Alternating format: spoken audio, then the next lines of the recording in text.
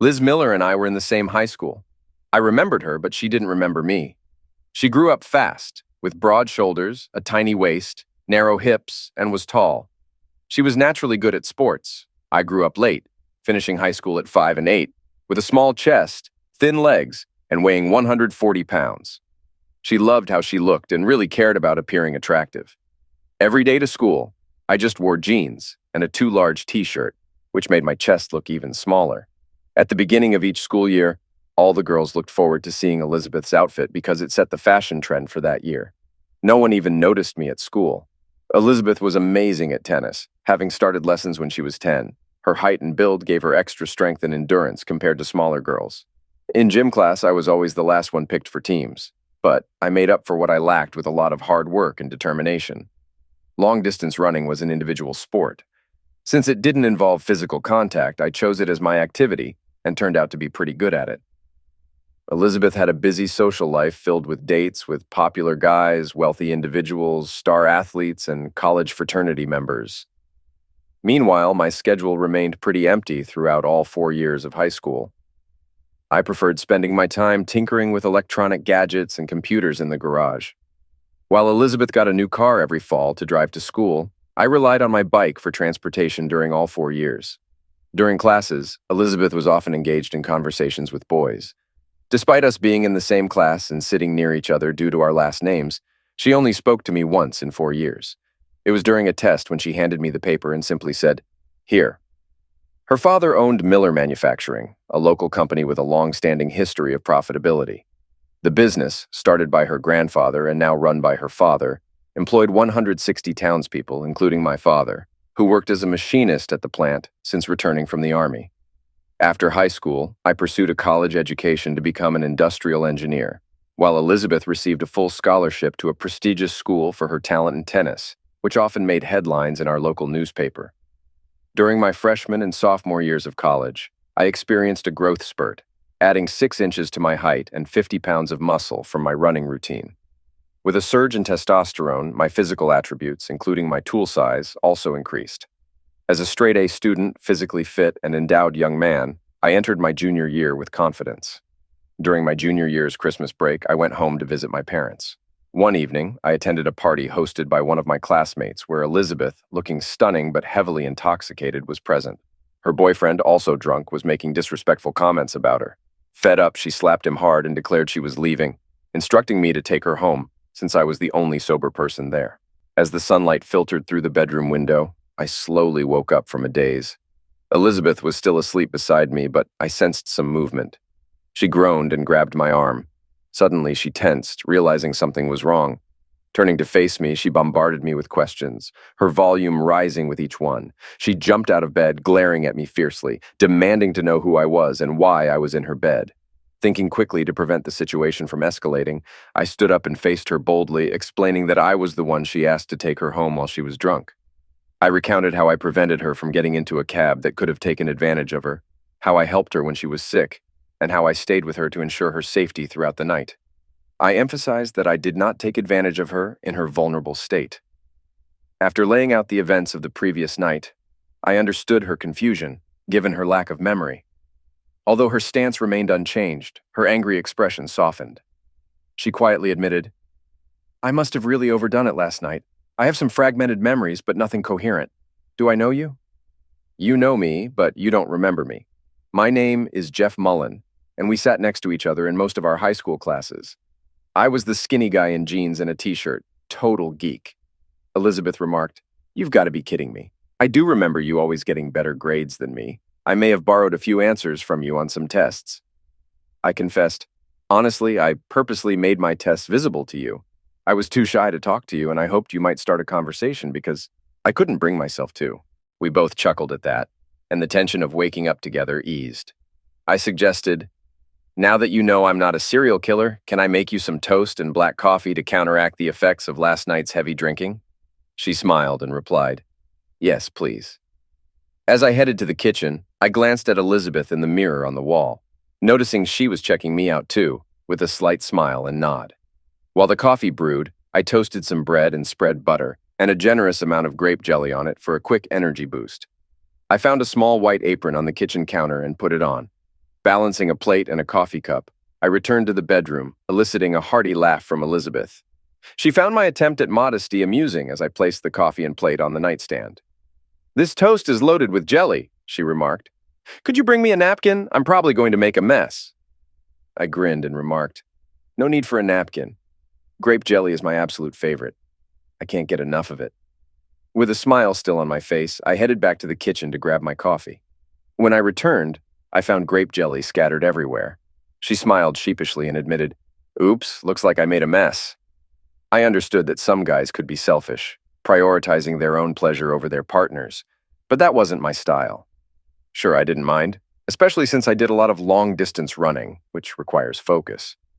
After we showered together, we found a dry spot on the sheets and just relaxed, holding each other close. Curious, I asked her why she was staying at Carol's instead of with her parents. In a hushed tone, she replied, "It's complicated, family dynamics and all. I don't really get along well with my brothers." I quickly changed the subject, asking, "What's on your agenda for later today?" Her expression softened, and she answered, "I'll be running pre-Christmas errands in the morning, and I have a tennis match at 2 p.m. "But there's a foot of snow outside. How are you going to play tennis?" I inquired. "We have an indoor tennis court at the country club, Jeff," she clarified. Life seemed to be going smoothly for me. I had a job interview scheduled for 1 p.m., and interestingly enough, it was with Robert Miller, president and chairman of the board of Miller Manufacturing, Inc. It was quite a coincidence, considering I had just spent the morning with his daughter, and I planned to spend more time with her that evening. The last time I wore a suit was at my high school graduation, so I had bought a new one last week, specifically for this meeting. Regardless of what had happened between Elizabeth and me that morning, I felt both nervous and excited about the interview. With a deep breath, I pushed open the door to the Miller Manufacturing corporate office and greeted my cousin Sally. My mother and Sally's mother were sisters, with Sally being 5 years older than me. Sally greeted me with a smile and directed me to take a seat while she informed Mr. Miller of my arrival. Giving Sally a playful wink, I confidently entered an office adorned with wood paneling, likely sourced from a small oak forest. Mr. Miller rose to greet me, offering a firm handshake and motioning for me to sit in one of the plush chairs beneath portraits of himself and his father. Curious, Mr. Miller inquired about the purpose of our meeting. I explained, "I'm a junior at State University seeking a summer internship, and Miller Manufacturing is my top choice." He questioned my preference for Miller Manufacturing, suggesting there were other prestigious companies available to someone like me. I responded, "Sir, this town is my roots. My family's been here for generations, and my father has been part of this company since returning from the Army. I've always admired the work done here, ever since I was a kid coming in with my dad. I've inherited a solid industrial knowledge from him.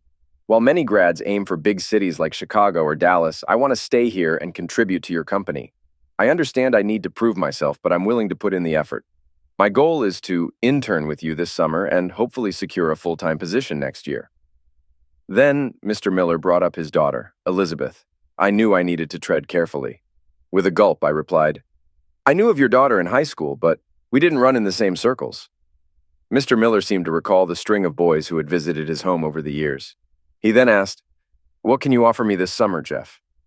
I assured him, "Sir, I'm willing to start from the bottom, doing tasks like sweeping floors and taking out the trash. In fact, I studied a case on your company during my industrial efficiency class this summer." My statement piqued his interest, prompting him to lean forward and encourage me to continue. At Miller Manufacturing, production halts daily at 4 p.m. for machine cleaning, floor sweeping, and restocking materials. Currently, our highest-paid employees handle janitorial duties, costing $12 per hour compared to their usual $50 per hour. My proposal is to have machinists work until 5 p.m. and then leave the premises. Lower-paid staff, including janitors and summer interns, would complete the remaining tasks. It's crucial to adjust the hours of lower-paid workers to avoid exceeding 40 hours per week, even if they stay after 5 p.m. Jeff, could you provide me with a copy of your analysis? Absolutely, sir. Although I haven't copyrighted it yet, eliciting a chuckle. What will it cost to have your expertise this summer, Jeff? My suggestion, Mr. Miller, is for you to determine the initial price, starting at the state minimum wage, and allow me to earn any increases. You've convinced me that we need fresh perspectives. Let's plan for you to be our first summer intern next June. Should I send you a contract? No, sir, I replied. A handshake is all I need. With that, I exited his office, sharing a wink with Sally on my way out. Feeling euphoric, I headed to the country club to watch Elizabeth's tennis lesson, buoyed by my newfound success. Inside, I could hear an intense match underway. I found a quiet spot and admired Elizabeth's skill and determination as she played. She exhibited power, speed, grace, and fierce competitiveness, leaving nothing to chance on the court. I felt proud to have started a connection with her. When she finished her set and came for a break, she spotted me. Surprised to see her recognize me in a suit, she called me over, gave me a kiss, and thanked me for showing interest in her tennis. "Elizabeth, you've been expending a lot of energy. Can I treat you to dinner and help replenish your carbs?" "Sure thing, Jeff. Pick me up at the apartment at 6:30, okay?" "I'll be there," I said, flashing a grin. We went to Leonie's for pizza and beer, spending the time getting to know each other. Elizabeth is easy to talk to. Just ask her about herself and you're set for the evening. She's quite talkative and has some fascinating stories. Tennis is her passion, and she dreams of turning it into a career, first as a pro player and later as a coach. She was genuinely impressed that I came to watch her practice. Most of her previous boyfriends only cared about one thing: bedroom activities. She appreciated my interest in her life beyond that. When I asked about her family, she seemed hesitant to dwell on the topic.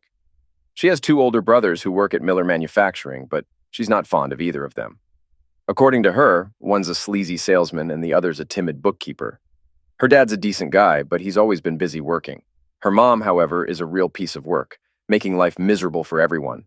Hence her dad's long hours at the plant. After spending over an hour discussing her, she asked me why I showed up to her tennis match in a suit, questioning if I knew anything about tennis. I explained that while I do play, it's not at her level. I was simply interested in seeing what she liked. As for the suit, I had an interview earlier that day for a summer internship, hopefully leading to a full-time job after graduation. I had scheduled it last month, knowing I'd be home for Christmas. "How'd the interview go?" she inquired. "Fantastic. I landed the summer internship starting in June with hopes of securing a full-time position upon graduation. Then came the moment I feared." "Which company?" she asked.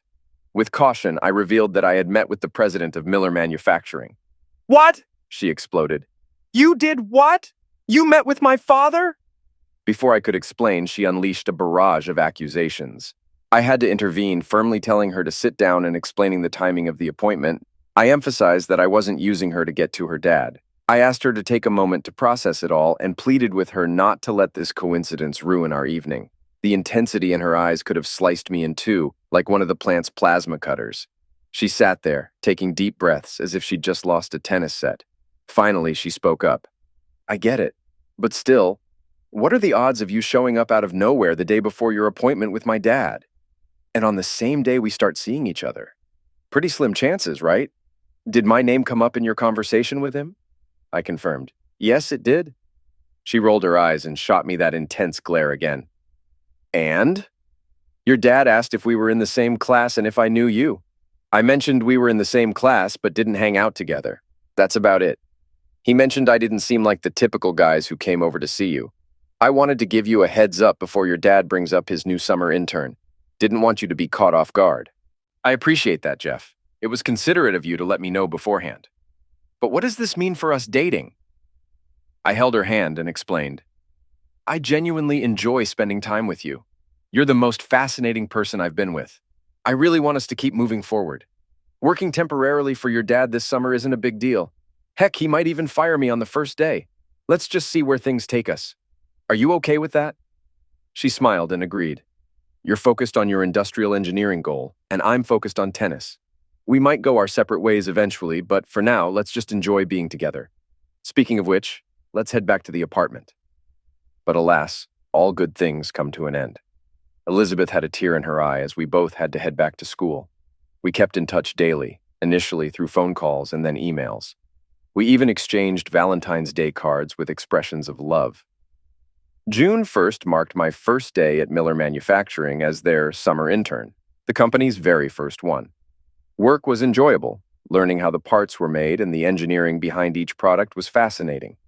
The guys at the plant treated me well, appreciating my interest in their work. Having my dad as a department head surely didn't hurt either. Mr. Miller agreed to my suggestion of having lower-level workers clean the shop at the end of the day instead of the mainline workers. One day in mid-June, as I was sweeping the floor near closing time, I heard a female voice say, "A janitor, my boyfriend is a janitor." Oh my God, how embarrassing for me. I turned around to find a stunning Elizabeth in a colorful sundress, looking amazing. I moved to hug her, but she pushed me back, saying, "I don't hug dirty janitors. Maybe I'd hug a clean, bright young intern if he's willing to take me out to dinner." I replied, "I'll make sure a clean, bright intern meets you wherever and whenever you say." 6 p.m. at my parents' house. Let's see if he can find his way around the nicer part of town. If not, I'm leaving at 6:05, she said. I'll pass that along, I assured her. With that, she turned so fast that her dress flew up, showing off her tan, muscular legs. The guys in the shop laughed at the scene. I knew I wouldn't live this down. My car pulled into the Miller home driveway at 5:45 p.m. I wasn't going to be late to meet Elizabeth. She saw me arrive but didn't open the door. Fine, I thought. At 5:55 p.m., I walked to the front door and rang the bell. Thankfully, I was dressed in nice khaki slacks and my best dress shirt. A well-dressed woman answered the door and asked, "May I help you?" "Yes, ma'am, I'm Jeffrey Mullen here to see Miss Elizabeth Miller," I replied. With a slight grin, she said, "Yes, Mr. Mullen, Miss Elizabeth is expecting you. Please have a seat." Exactly at 6 o'clock, Elizabeth came downstairs, smiled at me, and remarked, "I thought you wouldn't show up. The janitor usually doesn't come to the chairman of the board's front door." "You're right, janitors don't, but the first ever summer intern does," I said. "Shall I introduce you to my parents?" Elizabeth asked. "I'd be delighted," I replied. Elizabeth led me to the family room where her father was reading and her mother was watching TV. "Father, Mother, I'd like you to meet my date for the evening, Mr. Jeffrey Mullen," Elizabeth announced. I greeted Mr. Miller with a nod and said, "Good evening, sir." He smiled back and greeted me warmly. Then I turned to her mother and said, "It's a pleasure to meet you, Mrs. Miller." To which she sneered, "This is your janitor friend? Surely you could find someone with higher expectations." Elizabeth quickly replied, "Oh, Mother, I believe Jeffrey has high expectations, so much so that you needn't wait up for me tonight." I felt like I was about to sink through the floor. Why was she putting me on the spot like this? It was totally unexpected. Elizabeth took my arm gently and whispered, "Come on, Jeffrey. It's been a while since I've seen you." I turned to the surprised couple and said, "Nice to meet you, Mrs. Miller. Good night, sir." Mrs. Miller just harumphed, while Mr. Miller smirked and said, 7:30 tomorrow morning, right, Jeff?" I replied, "Yes, sir." Elizabeth was laughing so hard she could barely catch her breath as we got into the car. I was shocked, unsure whether to be angry, embarrassed, or just laugh along. I asked her, "What was that all about? Why did you do that to me? Why did you do that to them? I just don't get what the point of all that was." Between laughs, Elizabeth explained, "It was a demonstration to my mother of why we're together. Your quick wit and ability to handle yourself in any situation. Like tonight when you were thrown to the wolves with Mrs. Miller. You remained cool, calm, and collected. I couldn't have scripted your response any better, from Marjorie at the door to Mother's reaction. You handled it perfectly. I'm glad that pleases you, Elizabeth. I enjoy our time together, whether it's in or out of bed. But I'm concerned about my job tomorrow. How will your father react to your bold antics? My job is important to me, just as your tennis is to you. Could you please consider my feelings and aspirations? What's important to you matters to me. Can I get the same consideration from you?" Elizabeth replied, "I'm used to getting my way, Jeff, but I'll try to think about your feelings before I cause you any trouble." Changing the subject, I asked, "I haven't heard from you in a couple of weeks. What's been going on?" "Absence makes the heart grow fonder. Does that answer your question?" she teased. "I've definitely missed you these past few months, Elizabeth." "I'm glad to hear that, Jeff. It makes me feel valued by you." Once we were seated at the town's best steakhouse, I proposed a toast to Elizabeth being in town and making it more beautiful. After a sip of red wine, I asked, "How long will you be in town and why did you stop by without contacting me?" "It was an unplanned trip. Father needed me to sign some corporate papers because I'm on the board of Miller Manufacturing. Remember, as you try to impress me tonight, I'm also your boss at Miller Manufacturing. It would be a shame for me to give you a poor performance on any references." Trying to feign surprise, I said, "Oh, really? I didn't know that." Elizabeth responded with a knowing smile, saying, "Like hell you didn't." I raised my glass, tapped hers, and smiled back. She knew that I had done my research and learned that Elizabeth, John, and Sam each had 30% of the stock, while several older workers had a combined 10%. Mr. Miller retained the voting rights to all their stock. because I had to be at work by 7:30 a.m., and Elizabeth didn't get much sleep last night. We didn't have a chance to talk or be intimate that morning. She flew out just before noon that day to work at tennis camps in Wisconsin for the summer. She did a mix of teaching, babysitting, housekeeping, and of course, playing lots of tennis. We kept in touch through letters, phone calls, and emails, but we didn't see each other until Christmas. She had her life, and I had mine. The rest of my summer was all about learning the precision parts manufacturing business. Miller Manufacturing had been in the industry for a long time and had a solid client list, especially in the aircraft business. They had significant contracts with Boeing, Spirit AeroSystems, and Cessna. John Miller, the head of marketing at Miller Manufacturing, was the eldest son of Robert Miller and Elizabeth's older brother. He saw me as a major annoyance, especially after learning I was Elizabeth's boyfriend. He made a point to disrespect his sister, referring to her as the bossy sister, witch on heels, or simply bossy. Despite being 8 years older than Elizabeth, she took pleasure in getting under his skin whenever she could, according to Robert. John didn't know much about marketing precision manufactured parts. He stuck to the outdated salesman tactics of the 60s and 70s. Get them drunk, get them laid, then get them signed. Despite knowledgeable order buyers going directly to the shop foreman for parts and specifications, John spent company funds on drinking and partying in the company's name.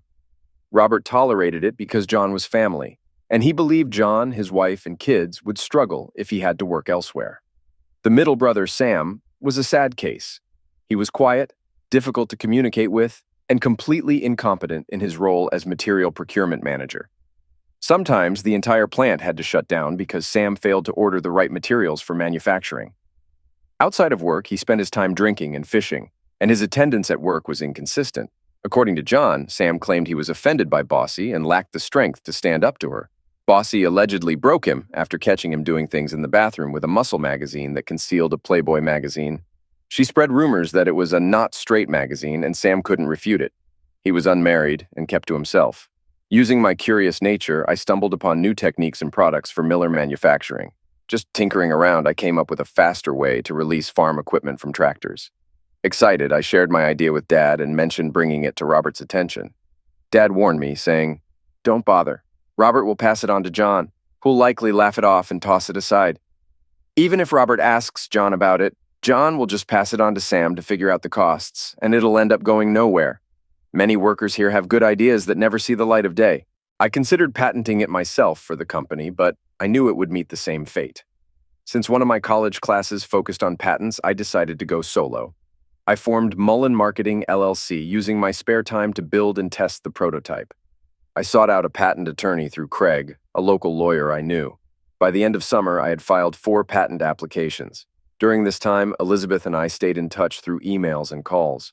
Her world was all about tennis, while mine was centered on engineering. We managed to spend a night together during Christmas when Robert took the family on a trip to Naples, Florida. It was a sweet reunion filled with intimacy, conversations about the future, and a rekindled spark between us. While preparing for my final college exams, my attorney called with news about my patents. "Would you take $250,000 for your quick release patent?" "Absolutely," I exclaimed. He explained that I could also negotiate for a $1 per unit royalty for 10 years, potentially earning more. He warned me to keep it quiet, knowing John Miller might try to interfere. He suggested depositing the money into Mullen Marketing discreetly. He also presented me with another opportunity, a foreclosed home the bank wanted to sell. Despite needing cosmetic work, it was structurally sound. With some of the patent money as a down payment, I became a homeowner. Robert Miller and I struck a deal for me to become a full-time employee at Miller Manufacturing as the chief engineering officer. While the salary wasn't as high as some of my classmates, I saw great potential for success in this position. Being young and driven, I put in a solid 45-hour work week and then focused on renovating my new home. There was no time for leisure activities like parties, golfing, or dating. I did my best to stay in touch with Elizabeth, but she was busy with her tennis tour, making it hard to reach her. One day, she unexpectedly dropped by while I was painting the living room. The house was in disarray with drop cloths everywhere. Her first words were, "What kind of mess are you making here?" I retorted, "I'm aiming for more of a Love Shack vibe than a mess." Her response was harsh, criticizing my taste and calling the place embarrassing. She suggested I hire someone to finish the remodeling quickly.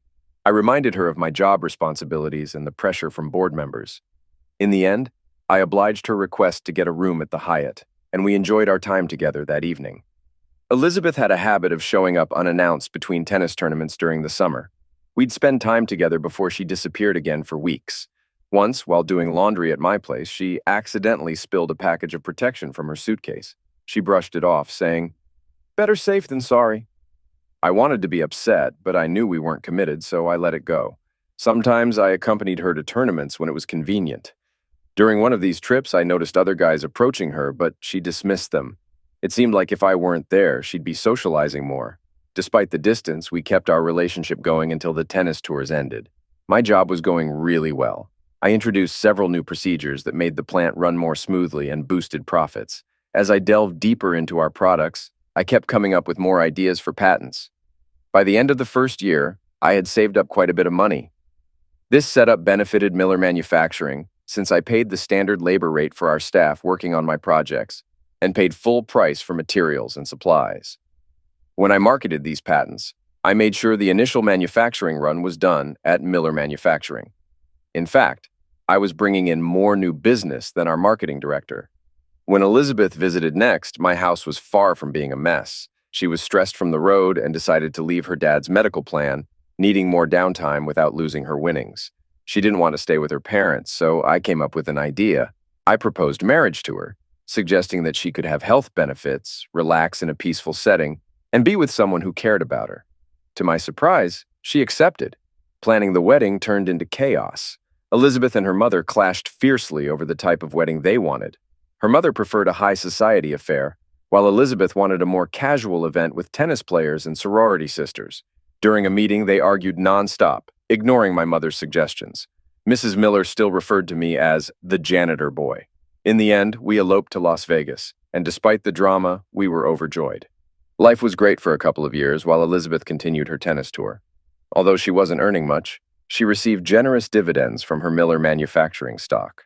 When I jokingly asked for a share, she threatened to have me fired or demoted back to janitor. A few months later, she called me in tears and shouting. I couldn't make out what she was saying. When I asked if I should come over, she said yes, so I hopped on a flight that same night. When I arrived at her hotel room, I found her with her right leg raised and an ice pack on it. It seemed like she might have either torn or stretched her ACL. We decided it was best to seek medical attention back home rather than on the road.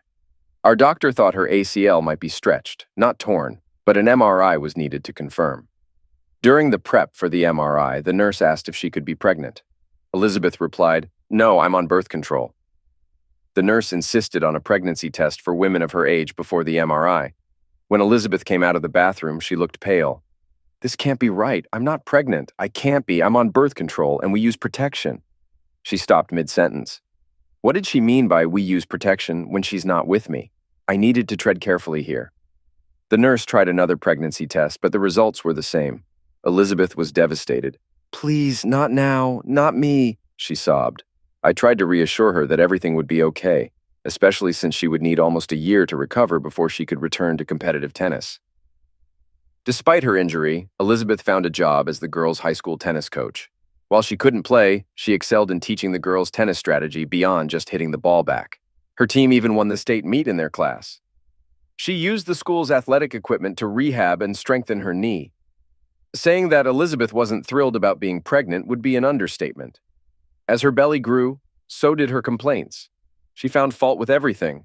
Her breasts got larger, and when I asked if she planned to breastfeed, she scoffed, saying, "No way. These award-winning watermelons will just turn into empty sacks hanging down." Her delivery didn't go smoothly, and she was in labor for quite a while. I was there in the delivery room when the nurse announced, "You're the proud mother of 2 baby boys." In her medicine-induced haze, she asked, "Are they black? Are they black? They can't be black." "No, they're white," the nurse replied, a bit irritated. Once again, doubts about her fidelity arose, but there was no proof yet. While still in the hospital, she asked the doctor to perform a tubal ligation so she couldn't get pregnant again. I suggested it would be easier for me to get a vasectomy, but she insisted on having her tubes tied. It occurred to me that if I got a vasectomy, she could still get pregnant by someone else. Maybe her desire for sterilization wasn't about me, but about her own intentions. When we brought Cameron and Cody home, my mother and grandmother were there to help. Elizabeth lacked maternal skills, so she welcomed their assistance.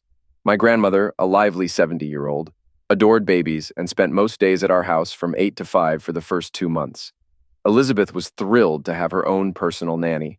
She continued with physical therapy to rehab her knee and prepare for competitive tennis. After a year, my mother retired from teaching to become a full-time babysitter for us. Elizabeth was back on her feet and playing tennis again. With her mobility restored, Elizabeth immersed herself in tennis matches, tournaments, clinics, and symposiums.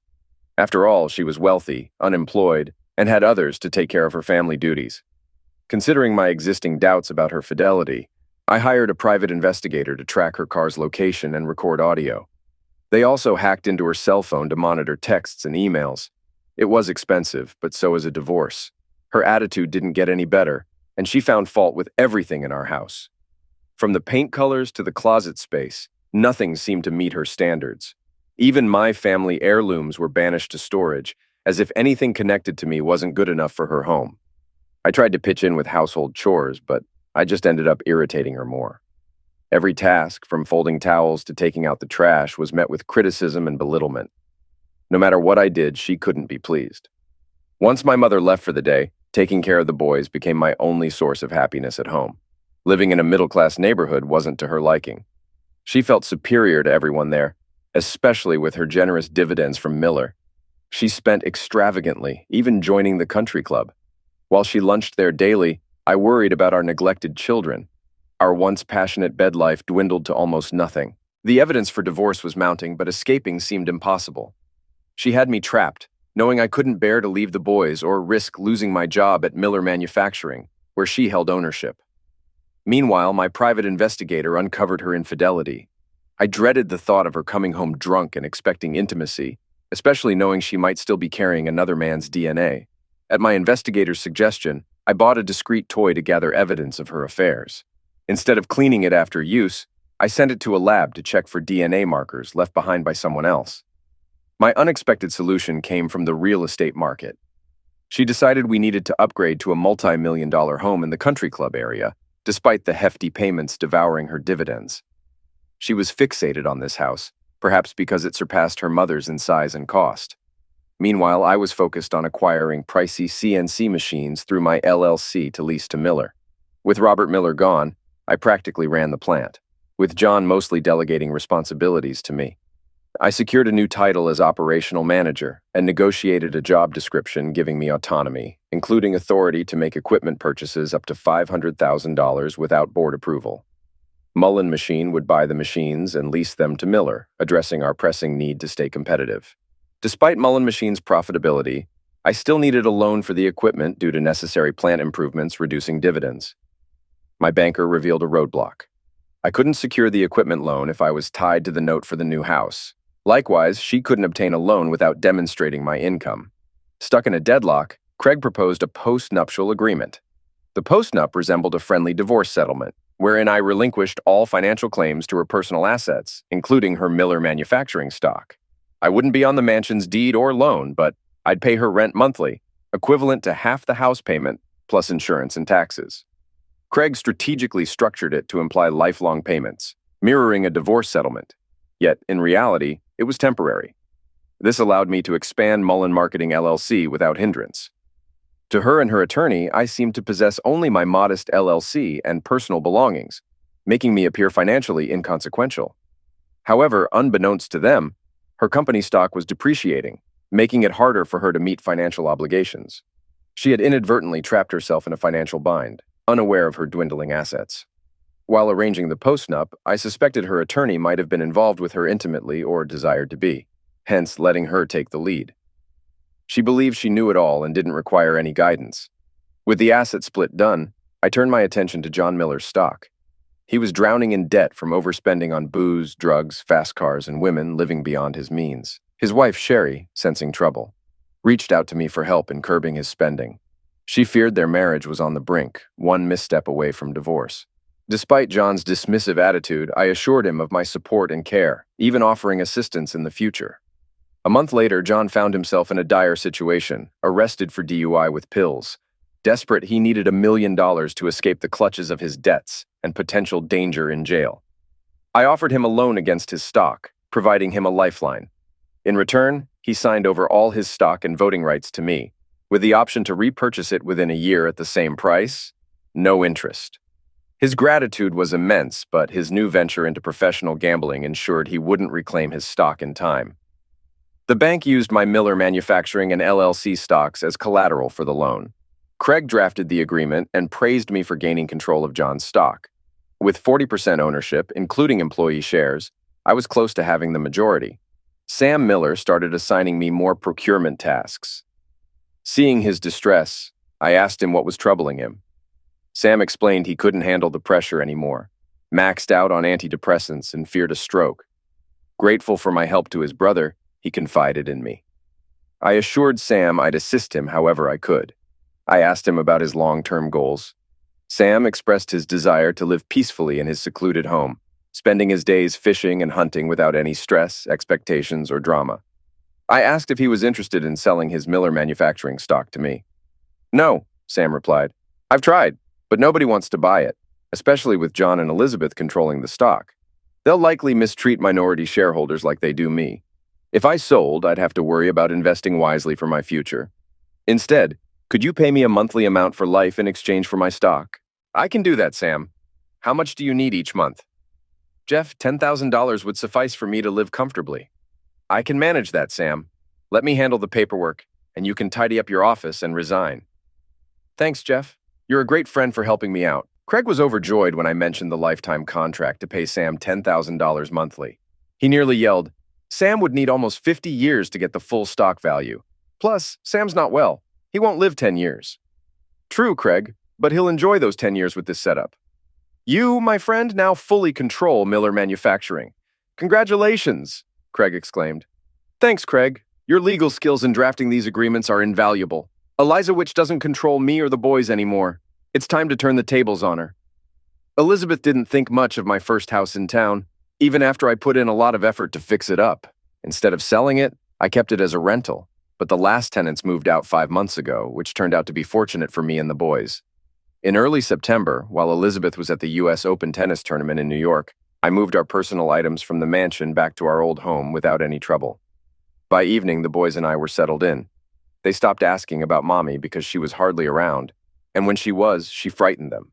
Despite trying to reach her at inconvenient times when she might be with someone else, I either got her voicemail or a brief dismissal with no return calls. Once all our stuff was out of the mansion, I left a note for Elizabeth, informing her that I wouldn't be providing the September rent check since I had moved out. The next morning at the office, I had Sally send a 14-day notice to all stockholders for a meeting. We'd be discussing changes in stock ownership, leadership, and approving third-quarter dividends. Sally asked, There's a lot happening here that I don't know about. Can you fill me in, just in case someone asks? I've got exciting news, Sally. I now own all of John and Sam's Miller Manufacturing stock and control 70% of the voting rights. Elizabeth only has 30%, so she's irrelevant now. Sally was thrilled and said, I've hated that witch since she was in high school. When Elizabeth got back from New York and read my note about leaving her house, she flipped out. She called me yelling, You've got to pay that rent. I need it for my payments. If you don't cough up, I'll boost my dividends to cover it, and I'll make sure your paycheck takes the hit. You're messing up big time messing with the company owner. It was clear she hadn't talked to her brothers about their stock transfer, and I knew she hadn't bothered to read the notice for the upcoming stockholders meeting. At the meeting, it was just me, holding 60% of the stock. My dad, representing the employees' 10% share, Craig, the new corporate attorney, and Sally, the longtime board secretary. Elizabeth's 30% ownership wasn't represented. First, we approved the transfer of stock from John and Sam Miller to me. Second, I got promoted to president and chairman of the board. Third, we decided not to dish out any dividends due to lower earnings and increased equipment purchases. All motions passed with flying colors. Meeting over. As soon as my dad left, Elizabeth barged in with her lawyer, shouting, Get out of my father's chair, you jerk! You're fired, Scram! Turns out her nosy lawyer heard rumors about ownership changes and called Elizabeth to check. That's when she finally read the notice about the stockholders meeting. Too bad for her, it was already done and dusted. She growled, Where are my brothers? You don't have their proxy. I responded, I don't need their proxies. I bought their shares and the voting rights are mine now. This confrontation was expected, so I gave her copies of the stock transfers, all notarized and approved unanimously by most of the stockholders at the meeting. Her lawyer snatched the papers, huffed, and said, "This is crazy. I'll tear you apart in court." It was all just a show for his client, and we both knew it. My sharp corporate secretary had the meeting minutes ready, and I enjoyed handing them to Elizabeth. I pointed out, "See here where the stock transfer got approved? Now I'm president and chairman of the board. And look behind you at the wall. There's the chairman's portraits, your granddad, your dad, and now me." Reality hit her hard. She couldn't handle the mansion payment, the car bills, country club fees, or even groceries. She never saved any of her dividends. Her stock was her savings, but no one would buy a 30% share with no dividends. Jeff, I'll have your favorite steak dinner brought over from the country club. Will you join me? Let's talk and figure this out. I hope we can avoid a divorce, especially with the kids to think about, she said. Sounds good. Let's say 6:30, I replied. It seemed she was really desperate now, bringing the boys into it. After all the crap she put me through, the affairs she had without a care, I was eager for this conversation. At 6:29, the doorbell rang, and Elizabeth answered the door looking all dolled up. Her makeup and hair were flawless, and she wore a silk dress that showed off her figure. Jeffrey, you didn't need to ring the doorbell. This is your home," she said. "I was just worried I might be interrupting something," I replied.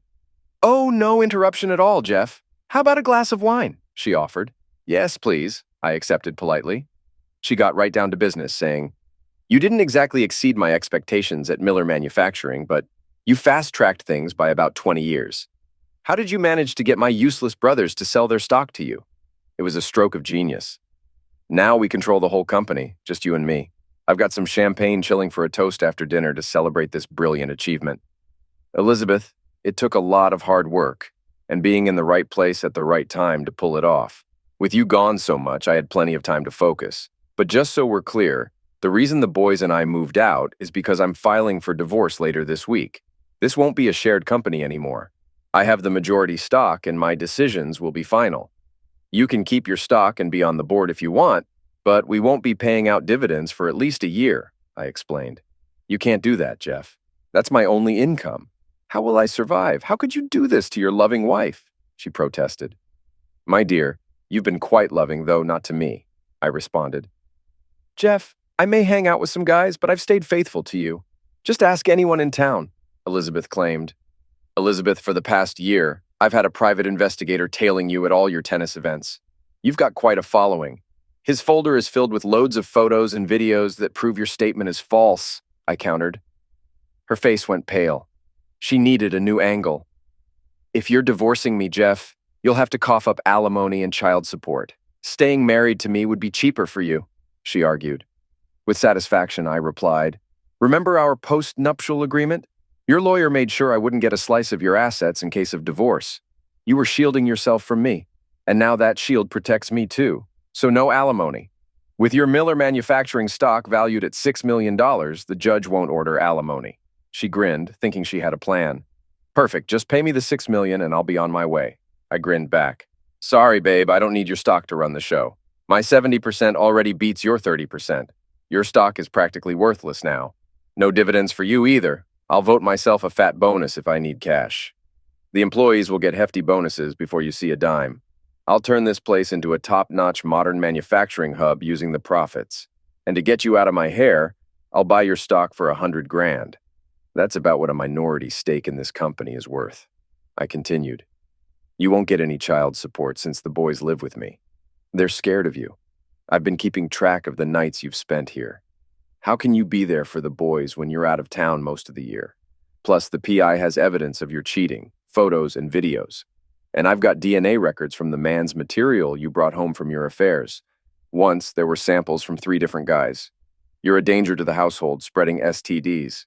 The PI has names and can bring men to court to testify you're promiscuous.